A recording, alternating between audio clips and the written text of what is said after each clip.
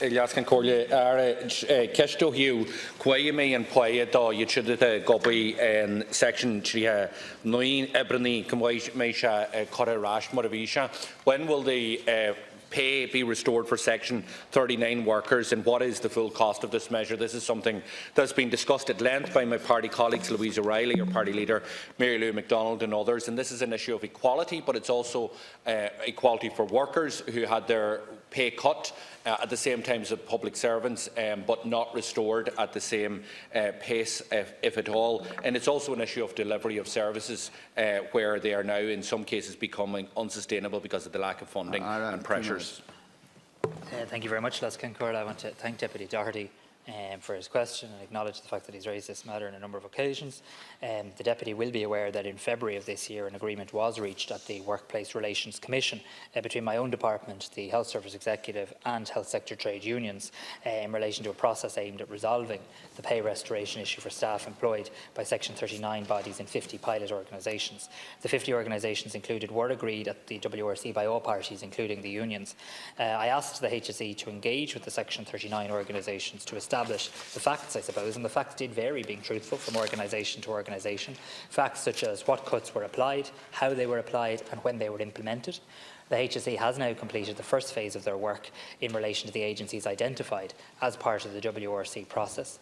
This exercise has shown that of the agencies who returned data, a majority did indeed apply pay reductions of some form, and it also showed that some agencies had already made some form of pay restoration between 2016 and 2018. Following constructive engagement with the assistance of the Workplace Relations Commission, which I wish to thank for their work, an agreement was reached on the 2nd of October between all the parties. Pay restoration will commence with an annual pay increase of up to €1,000 in April 2019 for those employed by the 50 organisations.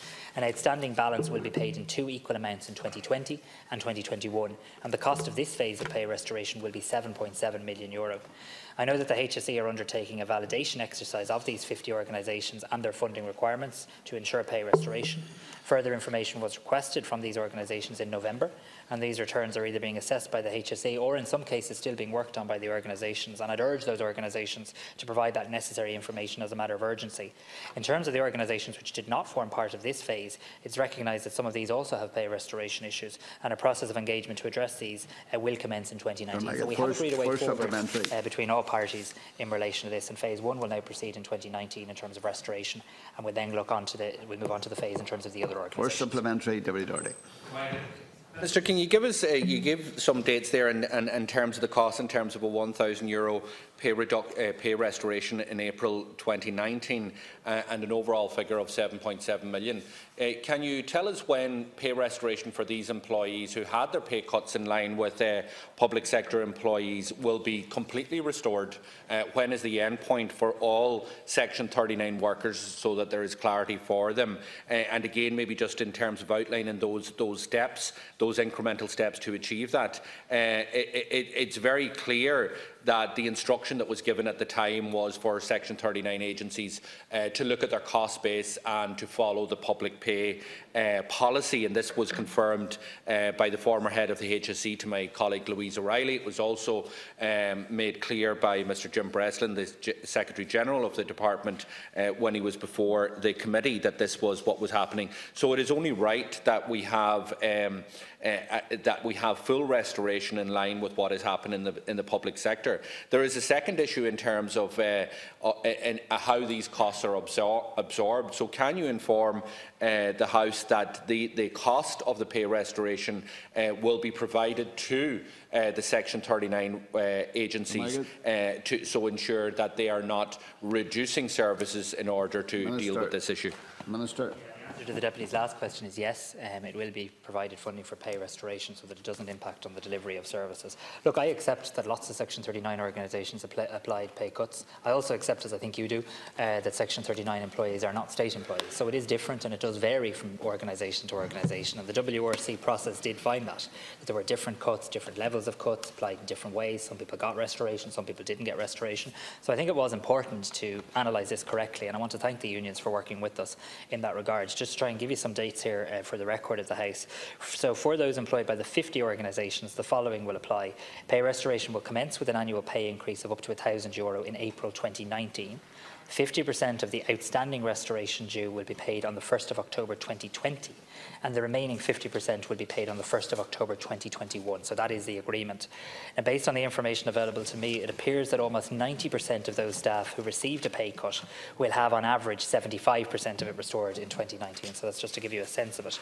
The above payments are being made on the basis of the following criteria. 1, that it's a pay restoration and not pay progression. 2, that the intention is to restore pay reductions made and no more. And 3, only the 50 organisations are eligible. We have to do the further body of work in 2019 in terms of additional. Final supplementary. Can I now just tease out that issue in terms of the additional organisations, the numbers of such, and why we are in a situation that we have to wait until next year to actually quantify the number of additional employees that aren't covered by this arrangement through the WRC.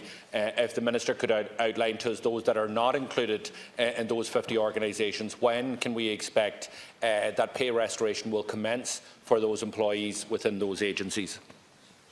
Very much. I should have just run out of time in the last answer just to say that the issue about information and returning information for those 50 organisations, there was a deadline date of the 23rd of November. As of the 29th of November, of the 50 organisations, just over half had returned their applications.